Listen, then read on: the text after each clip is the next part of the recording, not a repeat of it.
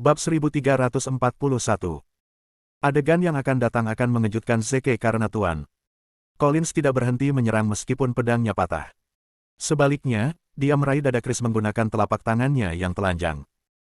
Chris tidak repot-repot menghentikan serangan Tuan Collins. Dia mengejar pelipis Tuan Collins karena dia pikir pukulan Tuan Collins tidak akan bisa melukainya. Oleh karena itu, dia memutuskan untuk menyerang dan ingin mengeluarkan Tuan Collins sesegera mungkin. Namun, dia mendengar suara sesuatu yang terciprat hampir seketika. Akibatnya, dia merasakan sensasi menyiksa yang datang dari dadanya. Dia tidak bisa menarik kekuatan apapun dari tubuhnya sama sekali. Akhirnya, dia ambruk ke lantai dan hampir pingsan karena sensasi sesak yang dia rasakan datang dari dadanya. Dia mengerahkan seluruh kekuatannya dan mengangkat kepalanya untuk memeriksa apa yang terjadi dengan dadanya. Adegan yang akan datang yang dia saksikan akan menjadi adegan yang akan menghantui Chris selama sisa hidupnya jika dia berhasil keluar hidup-hidup karena dia benar-benar melihat jantungnya berdetak di depannya. Awalnya, itu berdebar kencang, tetapi seiring berjalannya waktu, itu mulai melambat. Bam! Pikiran Chris ada di mana-mana karena dia merasa tidak bisa dipercaya. Dia tidak percaya Tuan Collins memiliki kemampuan untuk merobek dagingnya dengan cara yang brutal sehingga memperlihatkan hatinya. Tuan Collins berperilaku seolah-olah dia adalah salah satu dari prajurit dewa yang maha kuasa karena dia memiliki kekuatan yang luar biasa melebihi manusia biasa. Sebenarnya, mereka tidak tahu bahwa Tuan Collins telah berlatih seni bela diri sejak dia masih muda. Oleh karena itu, telapak tangannya dapat dianggap sebagai senjatanya karena sama kuatnya dengan senjata yang ditempa dari baja. Skill of Berserk of the Eight Supreme Skills sangat menekankan pada senjata. Karena pedang Tuan Collins telah hancur berkeping-keping, dia malah mengubah tinjunya menjadi senjata. Sepertinya skill of Berserk telah dikembangkan secara khusus untuk memenuhi kebutuhan Tuan Collins. Begitu Tuan Collins mengepalkan tinjunya, daging yang telah dia robek dari tubuh Chris segera berubah menjadi bubur dan keluar dari jari-jarinya. Pada akhirnya, Tuan Collins mendekati Chris dengan niat membunuh yang kuat. Teman-teman, Chris akan segera bergabung dengan kalian semua di neraka. Aku akan membuatnya menebus dosa-dosanya, dan kalian semua akhirnya akan beristirahat di damai. Persetan denganmu, Chris. Chris benar-benar ketakutan. Dia mengerahkan kekuatannya dan berteriak sekuat tenaga, prajurit dari unit Firewall. Bunuh mereka segera. Sampai sekarang, para prajurit unit Firewall hampir tidak bisa menyatukan diri karena mereka selalu menganggap Chris sebagai yang lebih unggul. Tidak ada yang bisa mencemarkan makhluk mulia seperti itu. Namun, Chris telah dibawa keluar oleh Tuan Collins dengan mudah. Tepatnya, dia telah dibawa keluar oleh Tuan Collins di bawah instruksi dan bimbingan Marsekal Agung. Jelaslah bahwa Marsekal Agung selalu menjadi sosok maha kuasa yang mereka kenal. Meskipun dia telah dibuat cacat, dia dapat dengan mudah mengubah bawahannya menjadi prajurit yang luar biasa melalui bimbingannya. Chris berteriak histeris lagi dan lagi. Akhirnya, para prajurit dari unit Firewall kembali sadar. Bunuh Marsekal Agung dan lindungi Chris. Segera, para prajurit bergegas untuk menyelamatkan Chris. Tiba-tiba, suara tembakan berturut-turut yang tak terhitung jumlahnya terdengar dari belakang pasukan. Dalam beberapa detik, banyak tentara dari unit Firewall telah dibunuh tanpa ampun. Semua orang berbalik kaget ketika mereka menyadari kehadiran pihak lain. Mereka telah disergap oleh pasukan tentara lain yang bersembunyi dan menunggu waktu yang tepat untuk mengejutkan mereka. Ledakan. Sebuah pesawat militer melesat melewati tim senjata api, dan seorang pria yang marah berteriak kepada mereka, "Aku akan membunuh mereka yang punya nyali untuk menyakiti Marsekal Agung." Pria itu tidak lain adalah Jenderal Cosmopolis, Serigala Serakah. Singkatnya, para prajurit yang bersembunyi di kegelapan adalah Elites of Greed yang dipimpin olehnya. Selama ini, Marsekal Agung adalah orang yang paling dihormati oleh para elit keserakahan. Oleh karena itu, mereka tidak mungkin membiarkan siapapun menyakitinya. Mereka akan menghancurkan orang-orang yang mencoba mengganggu Zeke dan menghalangi jalannya. Pada akhirnya, para elit keserakahan bertarung seolah-olah mereka telah mengamuk. Mereka mengabaikan keselamatan mereka dan menyerang unit Firewall. Akhirnya, semakin banyak tentara dari unit Firewall ambruk ke tanah dan berlumuran darah. Elit keserakahan kalah jumlah karena prajurit unit Firewall 2 kali lipat jumlah elit keserakahan. Meskipun berada di atas angin, para prajurit dari unit Firewall adalah orang-orang yang telah diintimidasi oleh kehadiran Elites of Greed. Mereka merasa seolah-olah hidup mereka dipertaruhkan. Mereka harus meninggalkan Chris dan berbalik untuk menghadapi Elites of Greed karena mereka tidak diberi pilihan. Di sisi lain, Chris tidak bisa lagi memberikan instruksi apapun karena dia berada di ambang kematian karena pendarahan yang berlebihan. Dia memelototi Tuan Collins dengan marah dengan tatapan sedih. "Lepaskan aku. Aku akan menuruti permintaanmu." Tuan Collins menjawab tanpa perasaan, "Itu tidak mungkin karena saya ingin rekan-rekan saya kembali. Saya tidak berpikir Anda memiliki kemampuan untuk menghidupkan kembali mereka." Bab 1342. Tangannya mencengkeram erat ubun-ubun kepala Chris seperti cakar harimau sebelum dia mengencangkan cengkeramannya. Segera, tengkorak Chris meledak menjadi ribuan keping, dan materi otak berceceran di mana-mana. Ini menandai kejatuhan guru kekaisaran yang terkenal. Namun, kemarahan Collins belum mereda. Dia berlari menuju unit firewall sekali lagi dan tidak menunjukkan belas kasihan kepada musuh-musuhnya. Tembakan, jeritan keras, dan deru tank memenuhi udara. Desa kecil yang telah mengisolasi diri dari seluruh dunia selama beberapa dekade langsung berubah menjadi medan perang pertumpahan darah. Zeke Williams menyalakan 3 batang rokok dan meletakkannya tegak di tanah. "Tim Mercenary Seal, saya telah membalas kematian Anda. Saya harap Anda bisa beristirahat dengan tenang sekarang. Di kehidupan kita selanjutnya, saya menyambut kalian semua untuk terus menjadi pilar kuat yang mendukung rahasia." Perang berlanjut selama 10 menit lagi. Sayangnya, unit firewall dikalahkan secara menyeluruh. Banyak dari mereka terluka atau mati. Sisanya diambil sebagai tahanan. Pada saat itu, semua jenderal dan tentara dari unit firewall terkejut. Dari mana datangnya tim yang begitu kuat? Mereka terlalu ganas dan agresif. Unit firewall selalu berhasil mencapai 3 besar dalam latihan militer tahunan. Namun, mereka dikalahkan dan bahkan tidak bisa melawan meskipun mereka memiliki 2 kali jumlah tentara. Apakah ini militer yang dilatih secara pribadi oleh Marsekal Agung? Walsgrid mengambil parasut dan melompat dari pesawat tempur. Dia menyaksikan perang berlangsung dan mengarahkan anak buahnya dari udara sebelumnya. Saat dia mendarat, dia melihat tubuh Chris yang tidak bergerak dan secara naluriah tersentak. Sepotong daging dari pusat jantung Chris telah digali dan 2 tulang rusuknya patah. Seluruh tubuhnya berlumuran darah dan itu adalah pemandangan yang agak aneh. Dia berlutut di depan Zeke, "Jenderal, saya harap saya tidak terlambat." Zeke menjawab, "Tidak, kamu tidak." Keserakahan serigala bertanya, "Apa yang harus kita lakukan sekarang? Tolong beri saya perintah Anda." Yang dia maksud adalah, haruskah dia membunuh atau memenjarakan tawanan perang itu? Mata Zeke menyapu melewati unit firewall yang tersisa. Saat dia melakukan itu, mereka semua mulai gemetar ketakutan. Tak perlu dikatakan, mereka takut terbunuh. Beruntung, Zeke tidak langsung mengeksekusi mereka. "Ayo kembali ke desa dulu." Zeke, Walsgrid, dan Collins kembali ke Danau Tewilsa. Semua penduduk desa berkumpul di depan kuil leluhur mereka saat mereka gemetar ketakutan. Mereka tidak pernah berpikir bahwa suatu hari, Marsekal Agung akan muncul di desa mereka. Dia bahkan membawa ribuan tentara dan melancarkan serangan yang mengguncang bumi. Bagi penduduk desa Danau Tewilsa, pemandangan di depan mata mereka mirip dengan hari penghakiman. Mereka berlutut di depan Zeke dengan cara yang salah saat dia menginjakkan kaki ke desa. Pengabdian mereka tidak hanya terhadap Marsekal Agung, tetapi juga kepada setiap prajurit yang bekerja di bawahnya. Orang-orang ini maha kuasa. Zeke menunjuk ketiga pembunuh dan 4 bersaudara Tono sambil berkata, bahwa orang-orang ini bersama kami. Chris menyalahgunakan wewenangnya dan mencoba mengambil alih tambang batu roh. Dia bahkan membunuh lebih dari 10.000 orang dari tim Mercenary Seal dan menyebabkan kerugian besar bagi rahasia. Perbuatan jahatnya tidak termaafkan. Beberapa orang ini adalah saksi kunci dan mereka harus dilindungi dengan baik. Kami akan segera mengajukan tuntutan terhadap Chris Black nanti. Keserakahan serigala mengangguk, "Ya, Tuan." Zeke melanjutkan, "Juga, cari tahu orang-orang dari unit firewall yang mengambil bagian dalam pembunuhan massal tim Mercenary Seal dan bunuh mereka." Semua. Keserakahan serigala menjawab, "Ya, Tuan." Pria itu membawa para saksi dan pergi. Zeke menoleh ke arah Collins dan bertanya, "Kami telah membalas dendam. Apa rencanamu sekarang?" Tiba-tiba, Tyler berlutut dengan satu lutut dan berkata, "Pak, saya akan pergi kemanapun Anda menugaskan saya. Saya akan siap membantu Anda dan menelepon dan datang membantu Anda kapanpun diperlukan."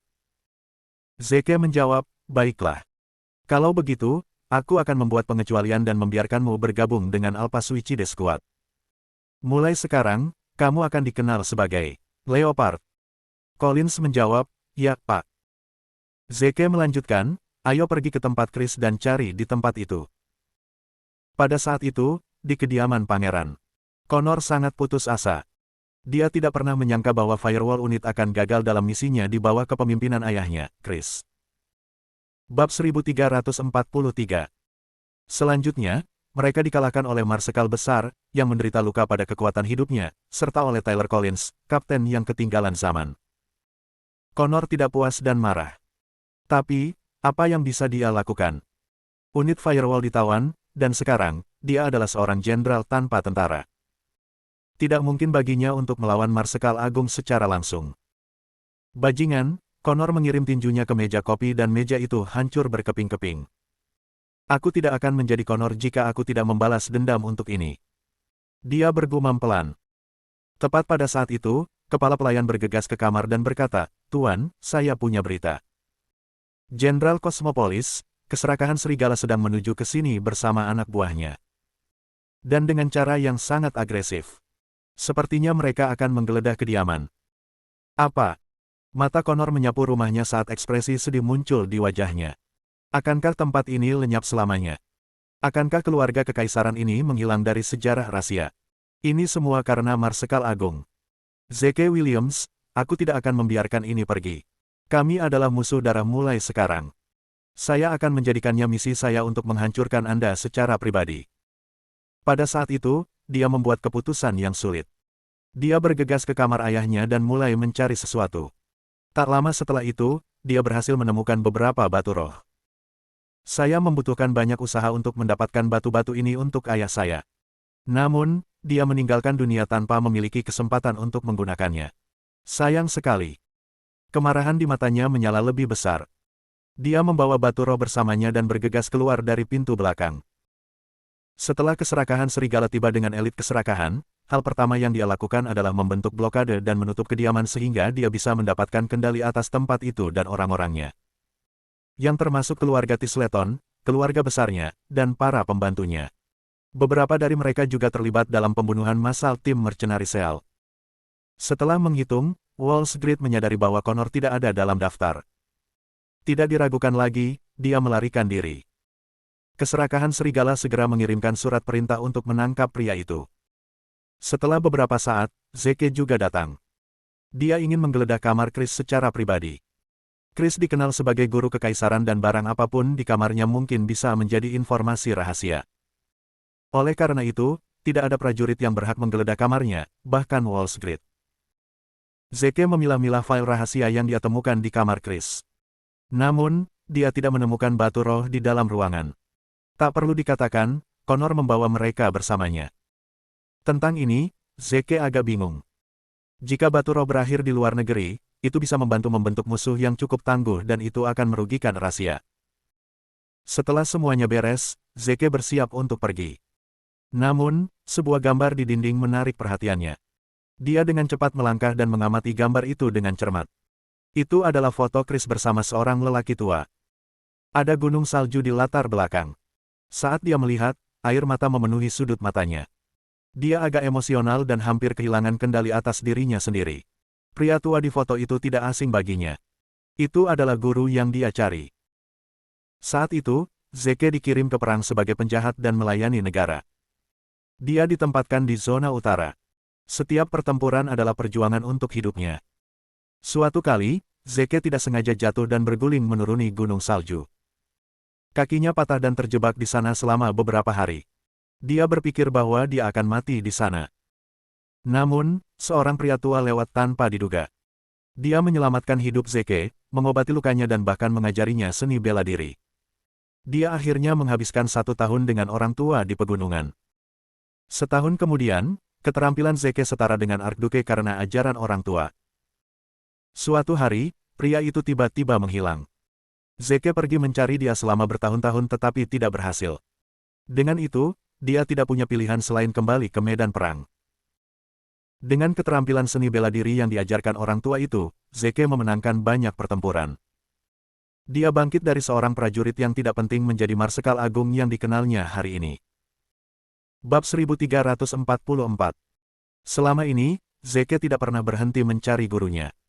Namun, pria itu tidak memiliki nama, kewarganegaraan, dan tempat tinggal tetap. Sulit bahkan untuk memulai pencarian. Zeke hampir menyerah. Namun demikian, yang sangat mengejutkannya, dia melihat gambar guru bersama Chris. Sepertinya Chris mengenal gurunya. Sayangnya, dia sudah mati. Saya ingin tahu apakah ada orang dari keluarga guru kekaisaran yang tahu asal-usul gambar ini. Segera, Zeke menurunkan gambar dari dinding dan pergi ke halaman. Pada saat itu, semua orang di kediaman itu ditawan dan dikumpulkan di halaman. Sayangnya, keluarga guru kekaisaran juga bingung dengan gambar itu. Tak satu pun dari mereka tahu asal-usul gambar itu. Akhirnya, seseorang mengangkat tangannya. Saya pernah mendengar Pak berbicara tentang gambar ini sebelumnya. Zeke menginstruksikan, silakan lanjutkan. Orang itu berkata, Tuan berkata bahwa orang tua dalam gambar itu adalah tuannya. Tuannya, Zeke berseru kaget. Chris adalah seorang ahli dari generasi yang lebih tua dan sudah cukup tua. Dia tidak berharap orang tua itu menjadi tuan Chris juga. Berapa umur pria ini? Dia pasti berusia lebih dari 100 tahun. Tidak heran keterampilan dan gerakan Chris terlihat sangat familiar. Kami berdua adalah murid dari guru yang sama. Zeke bertanya, apakah Anda tahu di mana dia tinggal? Orang itu menggelengkan kepalanya, tidak. Tuan berkata bahwa pria itu berkeliling dunia dan tidak memiliki tempat tinggal tetap. Dunia adalah rumahnya. Tuan tidak dapat menemukannya bahkan setelah mencari selama beberapa dekade. Recommended by Diabetes Relief. Diabetes bukan dari makanan manis. Temui musuh utama diabetes, pelajari lebih. Zeke mengangguk sambil berpikir keras. Orang tua ini semakin misterius. Tapi, saya akan menemukan Anda tidak peduli apa yang diperlukan.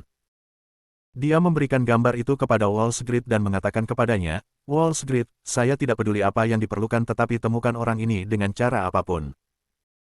Ya Pak, keserakahan serigala mematuhi perintahnya tanpa syarat. Di sisi lain, Connor memiliki koneksi di seluruh Rahasia. Oleh karena itu, mudah baginya untuk menghubungi mereka untuk rute pelariannya. Akhirnya, dia meninggalkan Rahasia tanpa hambatan dan tiba di Amerika Serikat dengan kapal feri melalui jalur ilegal. Sebelum kedatangannya, dia sudah menghubungi temannya di sana. Kontak Afrika Amerikanya di Amerika Serikat, Jeffrey, ada di sana untuk menjemputnya. Pada tahun-tahun sebelumnya, Jeffrey adalah pria yang berbakat tetapi tidak pernah diberi kesempatan untuk membuktikan dirinya. Connor lah yang memanfaatkan koneksinya untuk memberinya pelatihan terbaik, dan sekarang, dia adalah penembak jitu yang hebat dan aset besar bagi negara. Sudah lama sejak keduanya terakhir bertemu dan mereka saling berpelukan erat. Connor sayang. Aku merindukanmu. Jeffrey menyapa dengan tulus. Connor menjawab dengan sopan, Jeffrey, bagaimana kabarmu? Jeffrey mengatakan kepadanya, saya memiliki tim saya sendiri sekarang. Penghasilan yang kami peroleh cukup untuk membuat kami bertahan seumur hidup. Connor, aku sudah menyiapkan pesta untukmu. Mari kita mengobrol sambil makan malam. Jeffrey membawa Connor ke hotel kelas atas untuk makan malam. Saat makan malam, Connor memberitahu Jeffrey semua yang terjadi padanya. Setelah mendengarkan ceritanya, Jeffrey mengungkapkan kemarahannya. Marsekal besar adalah pengganggu yang jahat. Dia harus dihukum. Connor menghela napas, lupakan saja. Mari kita beralih ke poin utama. Jeffrey, saya di sini di Amerika Serikat untuk mencari pasukan setan. Bisakah Anda menghubungkan saya dengan mereka? Jeffrey merenung sejenak sebelum bertanya, mengapa kamu ingin mencari mereka? Connor memberitahunya, semua orang tahu bahwa pasukan setan adalah musuh bebuyutan Marsekal Agung. Saya ingin menghubungi mereka sehingga kita dapat bekerja sama untuk mengalahkan Marsekal Agung. Jeffrey tersenyum penuh arti, Connor sayang. Aku tidak akan menyembunyikan ini darimu. Sebenarnya, aku adalah pemimpin pasukan setan. Apa? Connor tercengang. Jadi Anda mengatakan kepada saya bahwa tim yang menduduki peringkat nomor 1 di Amerika Serikat, 3 besar di dunia dan ancaman terbesar bagi Marsekal besar, sebenarnya dipimpin oleh Anda. Bab 1345. Jeffrey mengangguk, ya, memang. Setiap tim saya, termasuk saya, memiliki kebencian yang mendalam terhadap Marsekal Agung. Oleh karena itu, misi dan visi kami adalah mengalahkannya. Tapi, sulit untuk mengungkapkan kesulitanku dengan kata-kata. Connor bertanya dengan tidak sabar, ada apa? Yafri menjawab, Marsekal Agung sedang berada di puncaknya, dan pasukan setan bukanlah lawannya. Sekarang, Marsekal Agung telah menderita luka parah pada kekuatan hidupnya dan hampir tidak berguna. Namun, ada prajurit kelas raja lain yang menjaga rahasia. Sekarang, kami bahkan tidak memiliki kemampuan untuk menyerang rahasia, jangan sampai mengalahkan Great Marshal. Connor mencibir, setahuku, ini sama sekali bukan masalah. Saya memiliki banyak koneksi di rahasia. Akan mudah bagi Anda untuk memasuki rahasia. Juga, aku bisa memberimu jaminan bahwa prajurit kelas raja tidak akan ikut campur ketika kamu menyerang Marsekal Agung. Apa? Mata Yafri berbinar, Connor, apakah kamu nyata?